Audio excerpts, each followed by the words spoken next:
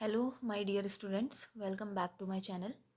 तो रिसेंटली हमने आईवीपी और एचएसजी प्रोसीजर कंप्लीट कर चुका है। तो अब मैं बेरियम सीरीज़ शुरू कर रही हूँ और बेरियम के प्रोसीजर्स को एक एक करके एक्सप्लेन करूँगी। तो सबसे पहले हम बात करते हैं, सबसे पहला प्रोसीजर बेरियम का, बेरियम सोलो प्रोसीजर। ठीक है, तो हम बेरियम सोलो प्रोसीजर के बारे में बात करते हैं। Let's start. सबसे पहले इंट्रोडक्शन की बात करूँ तो barium swallow is a radiological examination.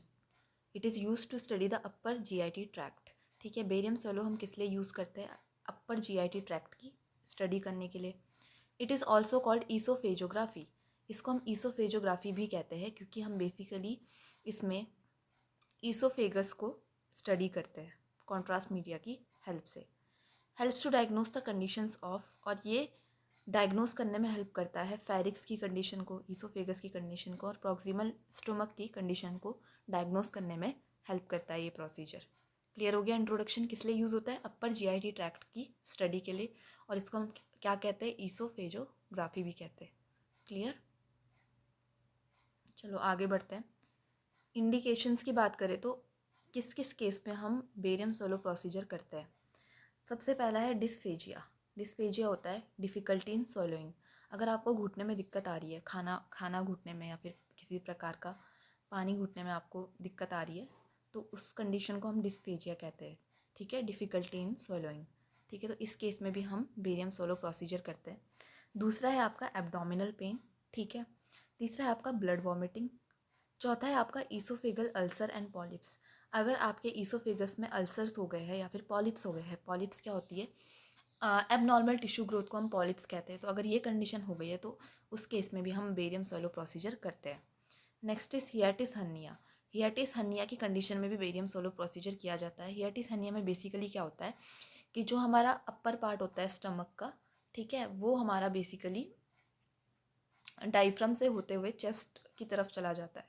ठीक है, next is gastro oesophageal reflex disease के केस में भी हम क्या करते हैं? ये प्रोसीजर करते हैं। Next is oesophageal carcinoma. अगर आपके ईसोफेगस में कार्सिनोमा है, कैंसर है, तो उस केस में भी आप क्या करोगे? बेरियम सोलो प्रोसीजर करोगे।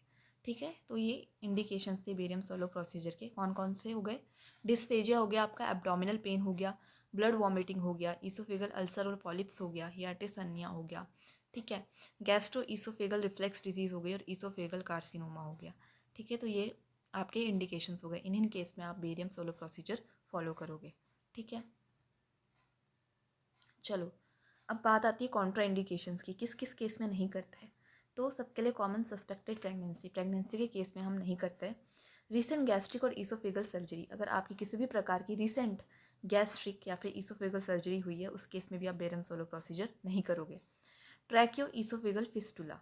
ठीक है, अगर आपके ट्रैकियो और ईसोफेगस के बीच में फिस्टुला का डेवलपमेंट हो रहा है, तो उस केस में भी आप नहीं करोगे। फिस्टुला बेसिकली आपकी नॉन कैंसेरियस ग्रोथ होती है। ठीक है, next is suspected leakage from oesophagus. अगर ईसोफेगस से किसी भी प्रकार का लीकेज हो रहा है, तो उस केस में हम बेरियम सोलो प्रोसीजर नहीं करते हैं। Complete ball obstruction. ठीक है, अगर आपके इंटेस्टाइन में कंप्लीट ऑब्स्ट्रक्शन हो गई है, उस केस में भी आप ये प्रोसीजर नहीं करोगे। ईसोफेगस परफोरेशन, ईसोफेगस में परफोरेशन हो गई है। ठीक है, तो परफोरेशन मतलब होल्स टाइप्स के हो गए आपके, तो उस केस में भी हम ये प्रोसीजर नहीं करते हैं। क्लियर? आई होप आपको कॉन्ट्रा इंडिकेशन समझ में आ गए होंगे। ठीक है, किस किस केस में हम ये प्रोसीजर नहीं करते हैं। ठीक है, आगे बढ़ते हैं। कॉन्ट्रा इंडिकेशन के बाद आते हैं आपके इक्विपमेंट्स रिक्वायर्ड। ठीक है, बेरियम सोलो में आपको कौन कौन से इक्विपमेंट्स चाहिए होते हैं? तो सबसे पहले आपको फ्लोरोस्कोपी यूनिट चाहिए होती है, जैसे कि इमेज इंटेंसीफायर। दूसरा आपको चाहिए होता है टिल्टिंग टेबल। तीसरा आपको चाहिए होता है बेरियम सल्फेट कॉन्ट्रास्ट मीडिया। और चौथा आपको चाहिए होता है एफरविसेंट पाउडर, जिसको हम गैस प्रोड्यूसिंग एजेंट भी कहते हैं for double contrast study. Effervescent powder आपका डबल कॉन्ट्रास्ट की स्टडी में होता है और ये एक गैस प्रोड्यूसिंग एजेंट होता है। ठीक है, तो अगर आपसे पूछेंगे कि बेरियम सोलो में हम कौन सा कॉन्ट्रास्ट मीडिया यूज़ करते हैं, तो आंसर इस बेरियम सल्फेट कॉन्ट्रास्ट मीडिया। ठीक है, आगे बढ़ते हैं। एडवांटेजेस क्या है बेरियम सल्फेट के? सबसे पहले एक्सीलेंट कोटिंग ऑफ म्यूकोसा। जब आप barium sulphate contrast media patient को देते हो तो आपको म्यूकोसा की एक्सीलेंट कोटिंग दिखाई देती है। दूसरा है हाई एटॉमिक नंबर। बेरियम का जो एटॉमिक नंबर होता है वो बहुत ज़्यादा हाई होता है, मतलब 56 होता है। फिर है radio opaque material. Barium sulphate क्या है, एक रेडियो ओपेक मटीरियल है। इनसॉल्यूबल है, डेंसिटी हाई है, provide positive contrast on x ray, और हमें पॉजिटिव कॉन्ट्रास्ट देता है एक्सरे में। ठीक है, तो these were the advantages of barium sulphate. ठीक है, आगे बढ़ते हैं। पेशेंट प्रिपरेशन, ठीक है, नील पर ओरल 6 to 8 आवर्स, ठीक है, 6 से 8 घंटे तक कुछ भी खाना पीना नहीं है। Explain procedure and take consent, ठीक है, पेशेंट को क्या करना है, पूरा प्रोसीजर एक्सप्लेन करना है और पेशेंट से कंसेंट लेना है। Check pregnancy history, pregnancy history check करनी है, क्योंकि अगर प्रेग्नेंट पेशेंट होगा तो हम ये प्रोसीजर नहीं करेंगे। रिमूव करने हैं मेटालिक ऑब्जेक्ट्स को, ठीक है। गिव ओरल बेरियम सल्फेट, ठीक है, पेशेंट को क्या देना है, ओरल बेरियम सल्फेट देना है। इनकरेज फ्लूइड्स आफ्टर प्रोसीजर, और प्रोसीजर के बाद पेशेंट को फ्लूइड्स वगैरह देने हैं। ठीक है, अब बात करते हैं प्रोसीजर की। तो 2 टाइप्स की स्टडी होती है बेरियम सेलों में। सबसे पहले होती है single contrast study, use to outline the structure lumen and large abnormalities. ठीक है, अगर आपको आउटलाइन करना है स्ट्रक्चर्स ऑफ म्यूकोसा, ठीक है, तब आप सिंगल कॉन्ट्रास्ट स्टडी करोगे। और अगर आपको म्यूकोसा की डिटेल व्यूइंग करनी है, ठीक है, तो आप डबल कॉन्ट्रास्ट स्टडी करोगे। क्लियर, आगे सिंगल कॉन्ट्रास्ट स्टडी के बारे में पढ़ते हैं। सिंगल कॉन्ट्रास्ट स्टडी में patient is placed in erect position. Position कौन सी होती है, इरेक्ट। ठीक है, give 15 to 20 millilitre barium sulphate 1 mouthful. एक मुट्ठी बेरियम सल्फेट आपको पेशेंट को देना है, अप्रॉक्स 15 से 20 millilitre. Ask the patient to swallow the barium. अब पेशेंट को क्या बोलना है कि वो बेरियम को क्या कर ले, सोलो कर ले। Radiologist observe the passage of barium under fluoroscopy. Fluoroscopy की हेल्प से रेडियोलॉजिस्ट क्या ऑब्जर्व करेगा, पैसेज ऑफ बेरियम की बेरियम कहाँ कहाँ पे म्यूकोसा को कोट कर रहा है। ठीक है, purpose to form thin layer over the mucosa. अब आप क्या देखोगे कि जो ये कॉन्ट्रास्ट आपने लिया, मतलब बेरियम आपने लिया, ये क्या करेगा, म्यूकोसा के अराउंड एक थिन लेयर फॉर्म करेगा। ठीक है, स्पॉट फिल्म्स यहाँ पे कौन कौन सी लेते हैं, ठीक है, इंपॉर्टेंट वन कि सिंगल कॉन्ट्रास्ट स्टडी में हम कौन कौन सी फिल्म्स लेते हैं। सबसे पहले AP लेते हैं, दूसरा है RPO that is right posterior oblique, और तीसरा है LPO that is left posterior oblique. ठीक है, these are the films taken in single contrast study. Clear, अब बात करते हैं डबल कॉन्ट्रास्ट स्टडी की। तो patient is in upright position, ठीक है, उसमें क्या था, इरेक्ट पोजीशन, इसमें अपराइट पोजीशन में पेशेंट रहेगा। IV injection is given to the patient for oesophagus to stay relax for a longer time. अब क्या करते हैं हम, वेन की थ्रू IV इंजेक्शन हम दे देते हैं। ठीक है, इससे क्या होगा, जो ईसोफेगस है वो आपका रिलैक्स हो जाएगा। ठीक है, after injection effervescent powder is given.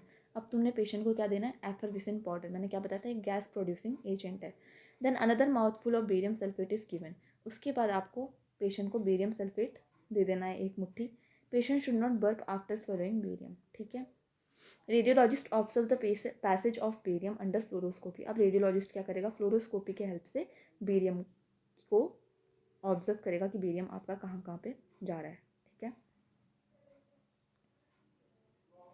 Double contrast study में हम कौन कौन सी फिल्मिंग लेते हैं, AP right posterior oblique, left posterior obliques. ठीक है, these are taken after barium solo. Clear,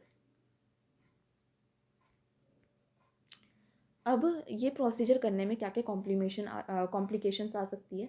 सबसे पहले एस्पिरेशन। एस्पिरेशन क्या होता है, लीकेज होता है। ठीक है, और ये कैसे हो सकती है, due to contrast entering the respiratory system. Leakage of barium from unsuspected perforation. ठीक है, अनसस्पेक्टेड परफोरेशन से भी बेरियम का क्या हो सकता है, लीकेज हो सकता है। क्लियर, आफ्टर केयर क्या है, clean the patient's mouth. Patient के माउथ को क्लीन कर लो। Patient should be advise to drink sufficient water. Patient को बोलो कि वो ज़्यादा से ज़्यादा पानी पिए। Inform the patient that stool will appear whitish for 2 days। और पेशेंट को आपको पहले ही बता देना है कि जो स्टूल है वो वाइटिश होगा 2 दिन तक, क्योंकि ड्यू टू कॉन्ट्रास्ट की मतलब वो होती है, कॉन्ट्रास्ट की वजह से जो आपने बेरियम लिया उसकी वजह से जो स्टूल है वो आपका 2 दिन तक वाइटिश दिखाई देता है। ठीक है, so this was all about barium swallow procedure. ठीक है, तो किस लिए करते हैं हम इसको, अपर GI ट्रैक्ट के लिए, बेसिकली ईसोफेगस को देखने के लिए। इसके बाद आपको इसके इंडिकेशंस लिखने हैं, जिसमें आपका dysphagia, abdominal pain, blood vomiting, oesophageal ulcers and polyps, hiatus hernia, ये सब आ जाता है। फिर कॉन्ट्रा इंडिकेशंस आ जाते हैं। फिर आप इक्विपमेंट्स के बारे में लिखोगे, ठीक है। एडवांटेजेस लिख सकते हो, patient preparation, then your procedure, जिसमें आप दोनों कॉन्ट्रास्ट स्टडीज़ एक्सप्लेन करोगे, सिंगल कॉन्ट्रास्ट, डबल कॉन्ट्रास्ट, दोनों को आप एक्सप्लेन करोगे। फिल्मिंग एक्सप्लेन करोगे कि किस में आप कौन सी फिल्म लेते हो, ठीक है।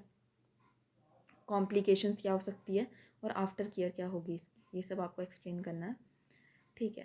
Thank you so much guys, और प्लीज़ आप मेरे चैनल को सब्सक्राइब करो ताकि मैं आपकी हेल्प कर सकूं और ऐसी वीडियोस आगे अपलोड कर सकूं। सो प्लीज़ सब्सक्राइब करना मत भूलना अगर आपको वीडियो पसंद आए, एंड लाइक करना भी मत भूलना, शेयर करना भी मत भूलना। Thank you so much.